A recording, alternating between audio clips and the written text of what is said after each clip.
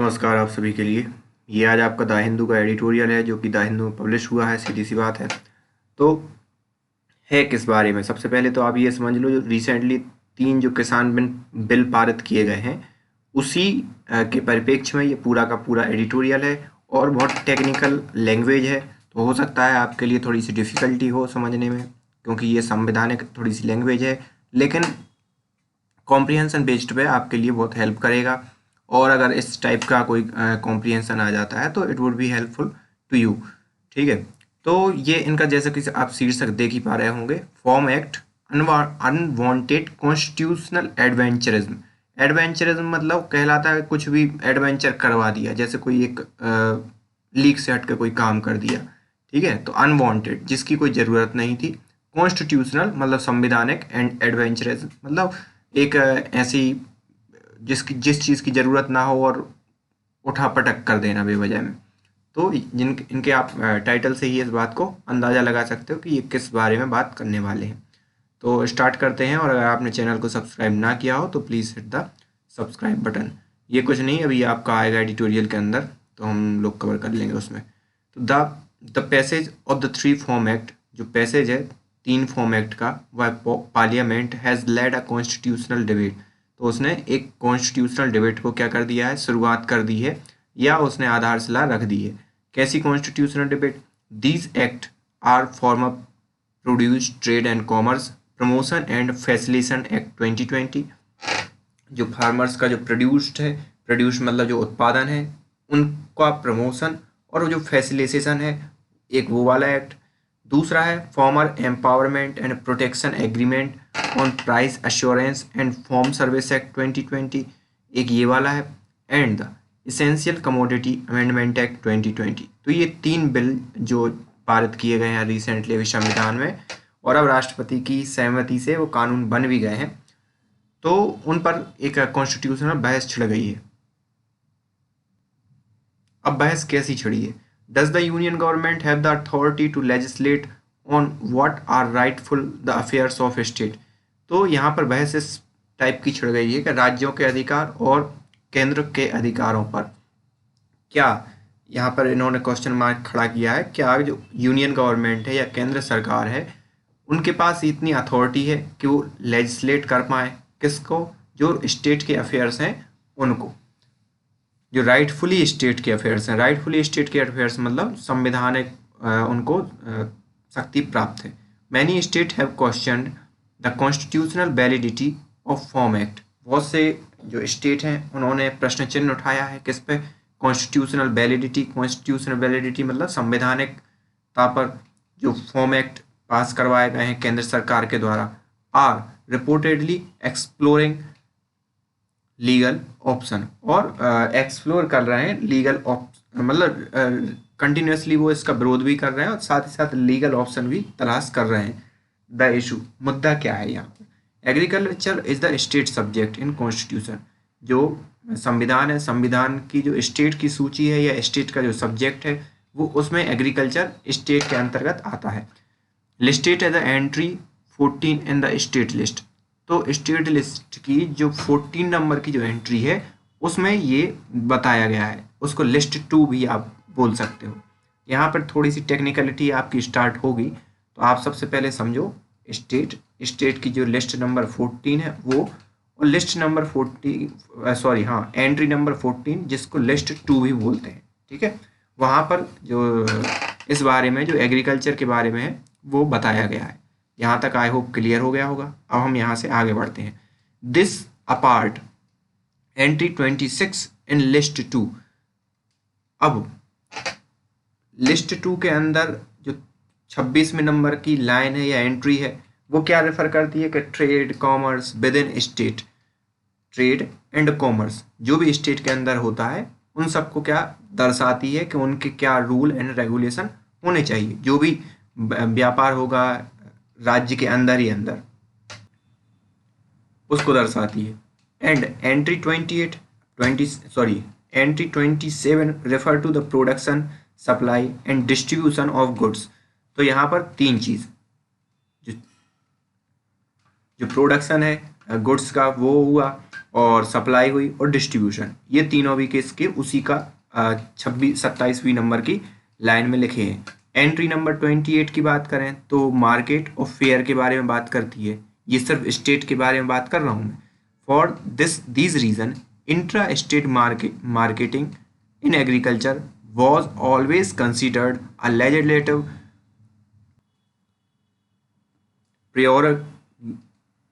prerogative of state। ठीक है, प्रीरोगेटिव state, प्रीरोगेटिव मतलब होता है विशेषाधिकार, तो ये हमेशा माना गया है कि ये विशेषाधिकार किसका है, स्टेट का ही विशेषाधिकार है। सीन इन दिस पर्सपेक्टिव, और इसी पर्सपेक्टिव से जब हम देखते हैं तो parliaments passage of form bill was an extra ordinary step. तो जो फॉर्म बिल पास किया गया है जो केंद्र सरकार के द्वारा, वो एक असाधारण कदम है गवर्नमेंट के द्वारा। For this purpose the central government invoke entry 33 in concurrent list 3, और इस पर्पस के लिए सेंट्रल ने किस चीज़ का यूज़ किया है, इन्वोक किया है एंट्री नंबर 33 का, जो कंकरेंट लिस्ट मतलब कहलाती है जिसमें स्टेट और केंद्र दोनों की पावर निहित होती है, वो कंकरेंट लिस्ट। तो कंकरेंट लिस्ट की 33 नंबर की एंट्री का लाभ लेते हुए ये बिल क्या किए हैं, पास करवाए गए हैं। अब 26 और 27 in list 2 are listed as a subject of provision of entry 33 of the list 3। तो जो एंट्री नंबर 26 है और 27 वो किसका प्रावधान है, प्रोविजन किसका है, 33 का, जो लिस्ट मतलब 33 नंबर की एंट्री लिस्ट 3 के। तो यहाँ पर दोनों ही लिस्ट के जो भी टेक्निकल टर्म यूज होंगे वो लिस्ट 2 और लिस्ट 3 के बारे में होंगे। तो आप ये समझो कि जो 33वीं जो लिस्ट है उसका जो प्रावधान है वो 26वां और 27वां जो लिस्ट 2 में है वो है। Entry 33 and list is following, तो लिस्ट 3 के जो 33 नंबर की जो एंट्री है उसमें क्या लिखा है, trade and commerce in and production supply and distribution of the produced of any industry where the control of such industries by the union is declared by parliament by law to be expedient in the public interest imported goods of same kind as such product। तो इसमें यही कहा गया है कि जो भी मतलब पब्लिक के लिए गवर्नमेंट क्या कर सकती है, उस इंडस्ट्री को यूनियन लिस्ट में या यूनियन उसमें ले सकती है, डिक्लेयर कर सकती है पार्लियामेंट के द्वारा लॉ पास करके जो भी, और उसके द्वारा जो इम्पोर्टेड गुड्स हैं उस इंडस्ट्रीज के उन सबको भी मैनेज कर सकती है। इसी को इन्वोक करके जो हमारी सेंट्रल गवर्नमेंट है उनने पास किए हैं ये तीनों के तीनों बिल। फूड स्टफ हुआ including edible oil, seed and oil, cattle fodder including the oils, cake and other concentrates, raw cotton, whether ginned and unginned, and cotton seed and raw jute। तो इन सब के बारे में इन सब को मतलब सेंटर क्या कर सकती है, इन सब की इंडस्ट्रीज को होल्ड कर सकती है अपने उसमें पब्लिक इंटरेस्ट के तहत। फिर अमेंडमेंट और डिस्टेंस, डिस्टेंस मतलब असहमति, डिसेंट मतलब असहमति, और अमेंडमेंट मतलब जो अमेंडमेंट हुआ है उससे असहमति। एंट्री 33 ये तो हो गया है टेक्निकल टर्म कि जो गवर्नमेंट ने कैसे पास किया। अब उस पास करने पर जो असहमत हैं लोग वो क्यों क्वेश्चन मार्क उठा रहे हैं वो। तो entry 33 in the present form was inserted in list 3 through the constitution 3rd amendment act 1954। तो जो 33वीं नंबर की एंट्री है जिसका सरकार ने फ़ायदा उठाया या जिसका मदद लेकर सरकार ने क्या किया, इन बिल को पारित किया, वो 1954 में इनबिल्ट या अमेंडमेंट के थ्रू क्या कर दी गई थी, एंटर कर दी गई थी लिस्ट 3 के अंदर। This is import was significant is clear in the heated constitutional debate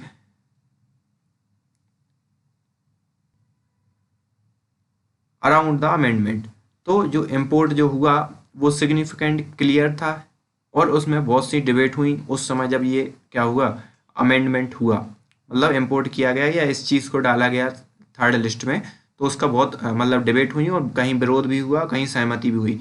after tabling in the house the constitutional bill was referred to joint committee.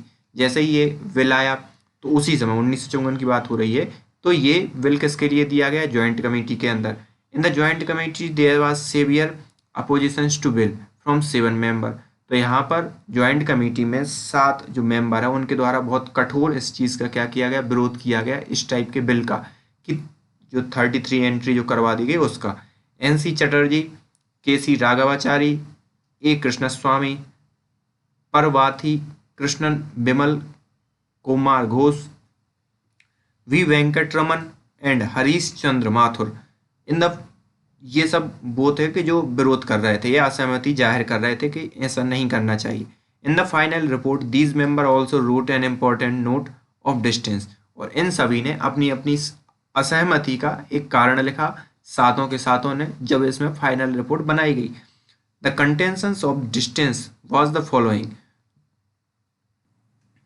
तो ये कंटेंशन मतलब होता है विवाद, ऑफ डिस्टेंस मतलब असहमति, ठीक है। तो असहमति का जो विवाद है वो आगे भी चल रहा था। कहाँ पे? As per the article 369 in the original version of constitution the responsibility of agriculture, trade and commerce within a state temporarily entrusted to union government for period of 5 year beginning from 1950। तो यहाँ पर शुरुआत में क्या कर दिया गया था कि जब कॉन्स्टिट्यूशन स्टार्ट हुआ तो 5 साल के लिए जितने भी जो एग्रीकल्चर से रिलेटेड या ट्रेड से रिलेटेड जो वो थी वो शक्तियाँ राज्यों के सरकारों के पास नहीं थी। उस समय ये था कि खाने के लिए उतनी ज़्यादा व्यवस्था थी नहीं, तो पूरी की पूरी चीज़ें सेंट्रल गवर्नमेंट के हाथ में दे दी गई इन 1954। ये 5 साल के लिए था, मतलब 1955 में ये चीज़ें क्या हो जाती, खत्म हो जाती। लेकिन 1954 में amendment attempt to change this into a permanent feature in constitution, और 1954 में इसको क्या कर दिया गया, एक परमानेंट फीचर बना दिया गया, और मतलब परमानेंट फीचर किसका, कॉन्स्टिट्यूशन का बना दिया गया, जबकि ये टेम्परेरीली 5 साल के लिए लागू किया गया था। But according to the distance member the constitution maker did not desire to place matter enumerated in article 369 in concurrent list. लेकिन जो असहमति जाहिर कर रहे थे उनका कहना यह था कि जो ओरिजिनल कॉन्स्टिट्यूशन है या जो ओरिजिनल कॉन्स्टिट्यूशन के मेकर्स हैं या जिनने कॉन्स्टिट्यूशन बनाया है उनकी ये बिल्कुल इच्छा नहीं थी कि जो 300 मतलब 369 वाला जो आर्टिकल है वो कंकरेंट लिस्ट में जाए। कंकरेंट मतलब समझ रहे हो ना आप, कि जहाँ पर दोनों की पावर डिवाइज है। कंकरेंट लिस्ट में जो यूनियन की पावर होती है, मतलब केंद्र सरकार की जो पावर होती है उसमें। If Indeed they were placed in list 3, अगर ये वास्तव में इफ इंडीड यही वास्तव में होता तो दे वर प्लेस्ड इन लिस्ट 3, तो उन्हें मतलब जो लिस्ट 3 है किसकी, जो कंकरेंट लिस्ट, तो वो आर्टिकल 369 को किस में प्लेस्ड करते, लिस्ट 3 में करते अगर वो ऐसा होता, या वो जो संविधान निर्मात्री समिति या संविधान के निर्माता ने ऐसा अगर सोचा होता तो पहले से ही वो लिस्ट 3 के अंदर उस 369 वाले आर्टिकल को प्लेस कर देते। अब क्या है, state autonomy would be render illusory and state power and right would be progressively pulverised. तो यहाँ की स्टेट ऑटोनॉमी है, मतलब जो स्टेट की स्वायत्तता वो क्या होगी, वुड बी रेंडर्ड इल्यूजरी। तो मतलब इल्यूजरी मतलब प्रस्तुत होगी एक काल्पनिक रूप से, मतलब वास्तविक रूप में स्टेट के पास पावर नहीं होगी, उसके पास मतलब एक काल्पनिक रूप से पावर है। And state power and right would be progressively pulverise मतलब तहस नहस कर देना या बांट के रख देना या जो भी है वो। And the legislative authority of state legislature is pro tanto abrogated. तो प्रोटेंटो एब्रोगेटेड मतलब जो स्टेट की लेजिस्लेचर है या विधायिका है उसको क्या कर दिया गया है, एब्रोगेट कर दिया गया है या तहस नहस कर दिया गया है एक सीमा तक। प्रोटेंटो मतलब होता है एक पर्टिकुलर सीमा। ये कहाँ का वर्ड है, स्पेनिश वर्ड है। अब इन्होंने कुछ पढ़ लिया होगा कहीं से साहित्य में तो लाके पुट मार दिया। तो as a result the amendment would be, और परिणाम स्वरूप क्या होगा, amendment would be permanently depriving the state legislature from effectively exercising their legislative judgment in respect of certain vital power. और यहाँ से क्या होगा, जो अमेंडमेंट क्या होगा, परमानेंटली डिप्राइव या वंचित कर देगा किसको, स्टेट की जो विधायिका है उसके लिए, फ्रॉम इफेक्टिवली कि इफेक्टिवली वो एक्सरसाइज कर पाए इस प्रकार के जो महत्वपूर्ण मैटर हैं उनके लिए। मतलब जो जैसे कि अभी वर्तमान में क्या कर दिया है कि किसान कहीं पर भी बेच सकते थे, लेकिन पहले ये था कि जब स्टेट अलाउ करेगी तभी ऐसा हो सकता था। लेकिन अब कोई भी किसान या कोई भी कंपनी किसी किसान से कहीं से भी खरीद सकती, कहीं से भी बेच सकती है। पार्लियामेंट डिस्कस्ड द बिल इन सितंबर 1954। अब ये 1954 की बात कर रहे हैं, जो कंकरेंट लिस्ट में जो अधिकार डाले गए उनकी बात। तो ये डिस्कस्ड हुई थी 1954 में। In his opening speech minister of commerce and industries T Krishnamachari clarified that amendment was required.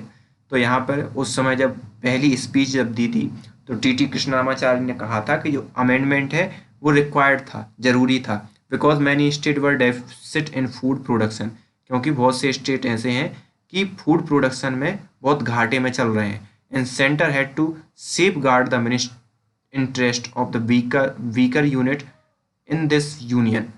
और सेंटर क्या है, सेफ गार्ड है उन सभी जो वीकर यूनिट हैं इस स्टेट की या इस यूनियन की। यूनियन मतलब संघवाद, हमारा संघीय शासन प्रणाली है। His point was that it was the adverse food situation in the country that necessitate the amendment। तो उनका जो सीधा सा पॉइंट ये था कि अभी इस बिल की ज़रूरत इसलिए है क्योंकि अभी क्या है, फूड की कमी है हमारी देश में। सो दैट्स वाई ये ज़रूरत है इस टाइप का बिल कि सेंट्रल क्या करे, मैनेज करे इन सब चीज़ों को। But many eminent opposition member were not impressed and pointed to the spirit of dissent note. लेकिन बहुत से जो अपोजिशन मेंबर थे वो इस बात से इम्प्रेस नहीं थे और उन्होंने पॉइंट आउट किया अपनी डिस्टेंस या अपनी असहमति को। In their eloquent elaboration Ashok Mehta and K Basu argue that states such as Bihar, Bombay, Travancore, Cochin and Assam had explicitly oppose the bill. तो यहाँ पर जो अशोक मेहता है और के बासु, इन्होंने तर्क दिया कि जैसे बिहार हो गया, बॉम्बे हो गया, त्रावणकोर, कोचीन हो गया, उन्होंने स्पष्ट रूप से अपोज किया था इस टाइप के बिल का। Basu said that article 369 was retained as a temporary feature in constitution because situation in the country's after 1947 was abnormal. तो इन्होंने ये कहा कि आर्टिकल 360 को रिटेन कर दिया as a temporary feature constitution के अंदर, मतलब उसको बनाए रखा क्योंकि उस समय ऐसी सिचुएशन जो थी वो सही नहीं थी। सो इस कारण उसको बनाए रखा था 1947 में, नहीं तो उसी समय अलग कर देते।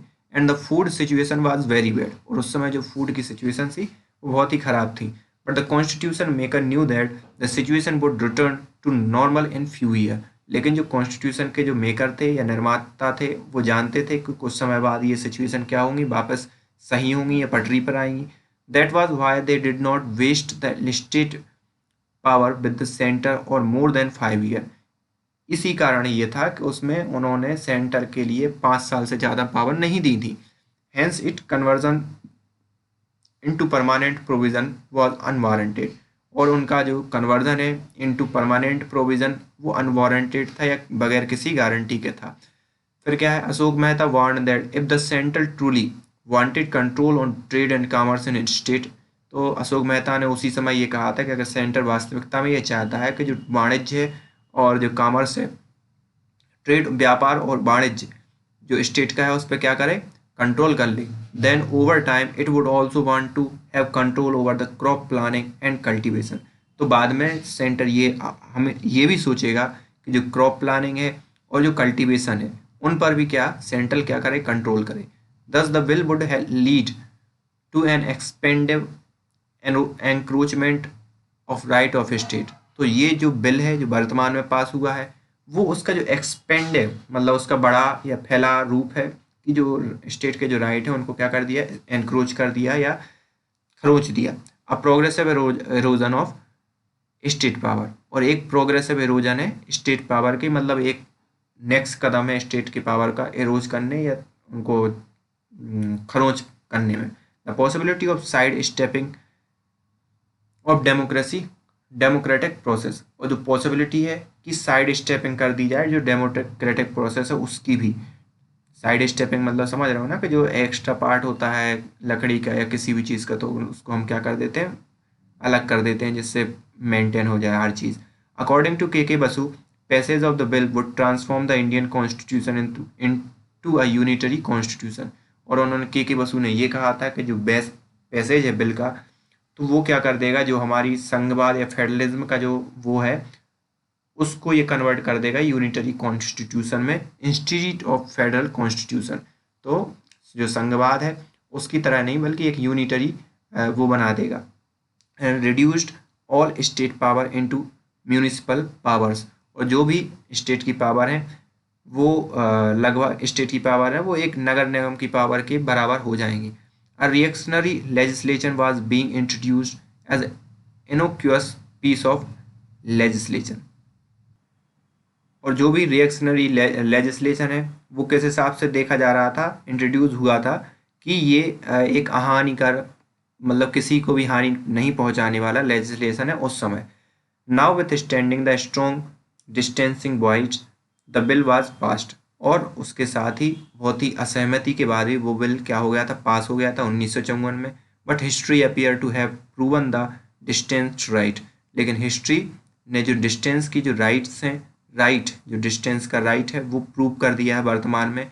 इन September 2020 same entry 33 was invoked to usurp the same power of state that dissenters fear would be taken away।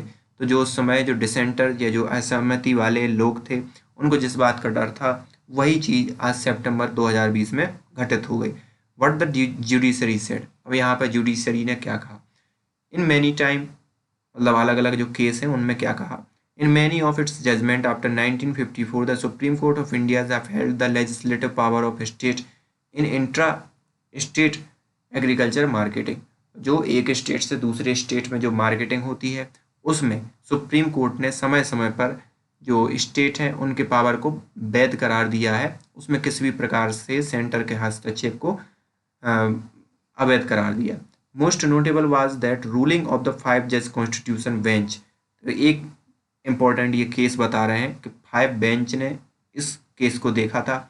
वो क्या था, आईटीसी लिमिटेड। आईटीसी मतलब आप समझ रहे हो एक अच्छी कंपनी है, अभी आप उसका ग्रुप समझते ही होंगे, जिसकी कौन सी उसकी मूवी आई थी, आई रियली डोंट नो कौन सा था, एक आईटीसी का ही था ना कि टिप्स का था, नहीं वो टिप्स का था। तो आईटीसी आप समझ लो। तो ITC limited and agriculture produced market committee and others. तो इनका जो केस था जो 2002 में सुप्रीम कोर्ट में आया, उसका मतलब क्या था, उसमें यह था कि the tobacco board act 1975 had brought the development of tobacco industries under the centre. तो 1975 का जो अमेंडमेंट हुआ या जो एक्ट था उसने क्या किया कि जो टोबैको इंडस्ट्रीज थी वो किसके अंतर्गत आ गई थी, केंद्र सरकार के। However Bihar's APMC act continue to list tobacco as a agriculture produce, और जो बिहार का एपीएमसी एक्ट है उसमें भी टोबैको को क्या एक एग्रीकल्चर फसल के तौर पर देखा जा रहा था। In this case the question was in APMC in Munger could charge a levy on ITC.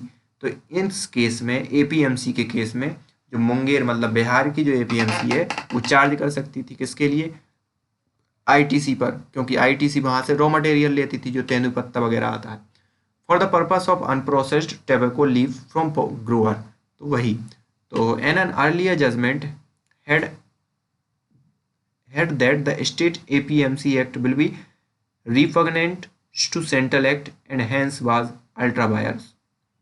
तो यहाँ पर जो सेंटर जो अर्लियर जो जजमेंट था उसमें यही ठहराया गया था कि जो स्टेट के APMC एक्ट है will be प्रतिकूल to state to the central act and hence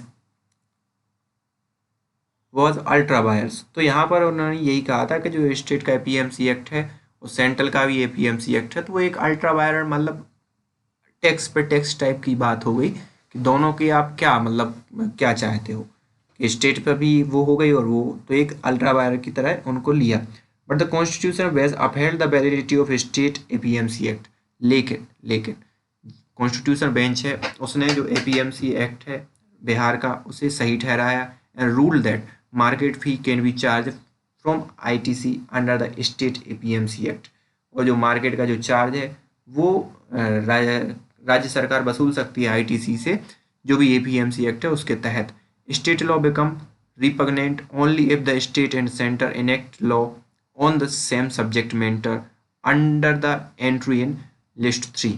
और यहाँ पर इन्होंने ये कहा कि जो स्टेट का जो लॉ है वो क्या होगा, प्रतिकूल साबित होगा अगर स्टेट और सेंटर दोनों ही सेम मैटर पर अपने रूल लागू कर रहे हैं, तो उस समय फिर केंद्र सरकार का रूल लागू होगा, ना कि स्टेट का, जो कि लिस्ट 3 में ये सब कंकरेंट लिस्ट है, उसमें ये सब चीज़ें कहीं गई हैं। And C in those cases outside list 3, और जो अलग केसेस हैं जो लिस्ट के आउटसाइड हैं, one has to first examine if the subject matter was exclusive entry under the list 1 and list 2, and only after determining this can we decide on the dominant legislation that would prevail। तो यहाँ पर फिर बाद में ये देखा जाएगा, अगर मान लो लिस्ट 3 से बाहर है तो उसे देखा जाएगा कि लिस्ट 1 में है कि लिस्ट 3 में है, और जब ये सब निर्धारित हो जाएगा तो उसके बाद ये देखा जाएगा कि किस लेजिस्लेशन का जो डोमिनेंट है वो है, तो वो उस चीज़ को प्राथमिकता दी जाएगी। ठीक है, तो सीधी सी बात आप ये समझो कि लिस्ट 3 में जितने भी मैटर आएंगे, अगर उसमें सेंटर और स्टेट दोनों अगर हस्तक्षेप हो रहा है तो उसमें सेंटर की ही विजय होगी। In the case of farm act 2020 the applicable point are A and C. With regard A, state could continue charge mandi tax. तो यहाँ पर जो वर्तमान में जो 2020 में फार्म एक्ट पास हुआ है उसमें ए और सी पॉइंट दोनों ही के बारे में बात है कि दोनों का पेंच फंस रहा है, क्योंकि इस रिगार्ड में स्टेट भी चार्ज कर सकता है मंडी के tax from private market anywhere in the notified areas regardless of central act. मतलब जो सेंट्रल का एक्ट है उसको छोड़ते हुए भी जो स्टेट का APMC एक्ट है उसके थ्रू जो स्टेट गवर्नमेंट है वो क्या कर सकती है, चार्ज ले सकती है। With regard C, state legislation should prevail as agriculture is an exclusive subject matter entry 14 list 3rd। और दूसरा ये है कि स्टेट का जो लेजिस्लेशन है should prevail as a agriculture, तो वो उसको एक्सक्लूसिव सब्जेक्ट मैटर, मतलब जो एग्रीकल्चर के जितने भी सब्जेक्ट हैं वो स्टेट को ही देखनी चाहिए। तो इन दोनों का एक बहुत मतलब विभेद टाइप का है, ये कह सकते हो आप। समरी की बात करें अगर, तो in summary first it was unadvised on part of centre to use entry 33 in list 3 to push farm bill. तो सबसे पहले तो ये अनवाइज है, मतलब बेवकूफ़ी है कि सेंट्रल ने एंट्री 33 को लिस्ट 3 के अंदर यूज़ किया फार्म बिल को पास करने के लिए। Such adventurism weaken the spirit of federal corporations that India need in this hour of crisis. और यहाँ पर ऐसी जो एडवेंचरिज्म किए जाते हैं कॉन्स्टिट्यूशन में, तो ये फेडरलिज्म को क्या करते हैं, कमज़ोर करते हैं, और जबकि उसकी अभी ज़रूरत है कि भाई कमज़ोर ना हो, अभी बहुत ज़्यादा ज़रूरत है। Second, agriculture is exclusively a state subject. दूसरी बात यह है कि स्पष्ट रूप से जो एग्रीकल्चर है वो क्या है, स्टेट या राज्यों का सब्जेक्ट है। एवरीथिंग दैट इज़ एंसिलरी और subsidiary to exclusive subject in list 2 should also fall under the exclusive legislature purview of state। तो यहाँ पर एवरीथिंग, एंसिलरी मतलब होता है अधीनस्थ, सब्सिडरी मतलब अधीनस्थ के भी सब जैसे होता है ना कि किसी की सब्सिडरीज हैं, और subsidiary exclusive subject in list 2 should also fail under the exclusive legislative PureView of state. तो जितने भी हैं वो लिस्ट 2 के अंदर जो कुछ भी आता है वो स्टेट का सब्जेक्ट माना जाता है। Most importantly entry 28 in list 2 market and fair is not subject to entry 33 in list 3। और सबसे प्रमुख बात, जो लिस्ट 2 की 28वें नंबर की एंट्री है वो लिस्ट 3 के 33 वाली एंट्री का कोई प्रावधान नहीं है। तो इस रिगार्डिंग जो गवर्नमेंट ने वो किया है वो गलत किया है। In short, there appear to be strong case to reasonably argue that farm act have poor legal validity if not being outrightly unconstitutional. तो इस हिसाब से क्या है, जो फॉर्म एक्ट है वो उनकी लीगल वैलिडिटी बहुत वो है, मतलब पुअर लीगल वैलिडिटी है, ऑफ इफ़ नॉट, और अगर नहीं है तो बीइंग आउटराइटली अनकॉन्स्टिट्यूशन। तो अगर मान लो नहीं भी है या गलत साबित होती है तो उसको अनकॉन्स्टिट्यूशनली प्रूव किया जा रहा है। So this is the end of today's editorial.